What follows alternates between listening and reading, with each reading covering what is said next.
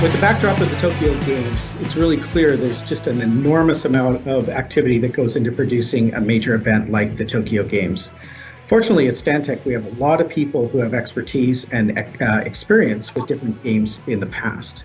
Today, we're going to be talking with Graham Masterton, who had some transportation experience with previous games, Alan Kerr, also transportation, and Amy Seek, who is a landscape architect who has lots of games experience as well. Well, my favorite memory from my games experience actually happened 3 years after the games when I moved to London and I moved to the neighborhood of the Olympic Park.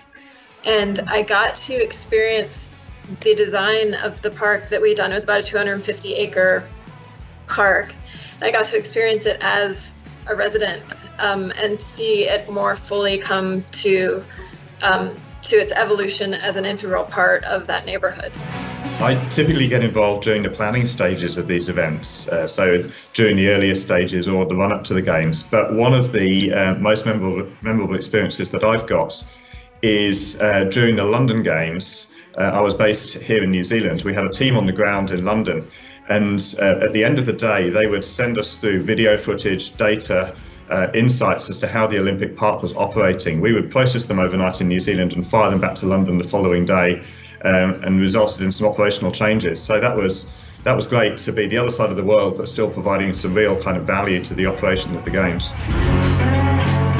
Yeah, I'll use another London example. We had 2 transport hubs, and we had to put together both the transport hub as temporary facilities, as well as a whole bunch of taxi ranks, pedestrian facilities, taxi facilities.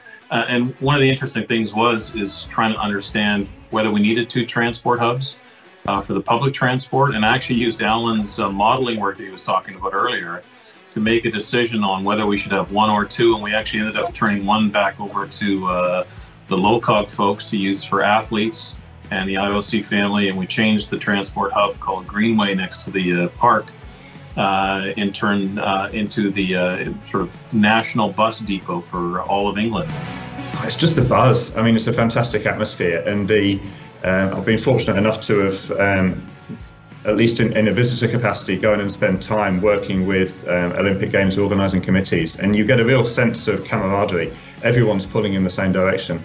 The other thing, unlike a lot of the other transport projects, there is a real hard end date. You have to have this stuff delivered by the time the opening ceremony comes around. If you fail to do that, of course, it's global news. So the fact that you are aiming for that date creates, I think, a sense of excitement and a sense of anticipation.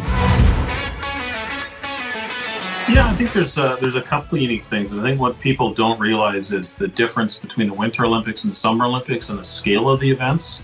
But what's really interesting, I think, is when you go into these things, most organizing committees will say, you know, we've held a national championship here, we can do one-day events, it's not a big issue, and they don't fully understand the ramifications of the Olympics, a 3 weeks long, 2-week gap, and then another 10 days for the Paralympics. So we liken it to being a marathon versus just a single-day sprint.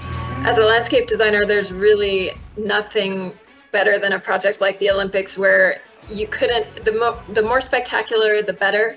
We were creating these highly sculptural landforms, creating these plains of lawn for people to sit on that were integrated with these channels that were highly vegetated, and then there were formal gardens, and there was no amount of effort that was too much. And so we got to, it was a festive and celebratory landscape that was just super fun to work on. I think there'll be increasing focus on legacy and delivering design that is fit for purpose for the games, but can then also be repurposed to be something that is, you know, really valuable for generations to come. Well, I think increasingly we're going to be thinking about how we can use the games investment to increase resilience of communities. So to use those kinds of open spaces to reduce urban heat island and where it's appropriate, reduce flooding. So I think that climate change is going to be an increasing consideration of the legacy.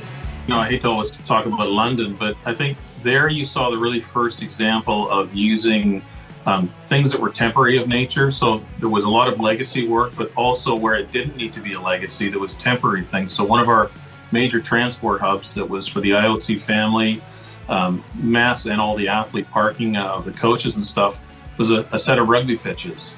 And they came in and laid blocks down, paving stones. We used it as a facility for the games, and after the games, those paving stones were reused somewhere else, and the games, the lot was turned back into a parking facility. And you see that with some of the buildings and stuff where it's not necessarily a need for the Olympics, or it's for the Olympics, but you don't necessarily need it afterwards. And I think understanding what needs to stay and what should go is going to be a real key, where you could see some of these structures being portable for the next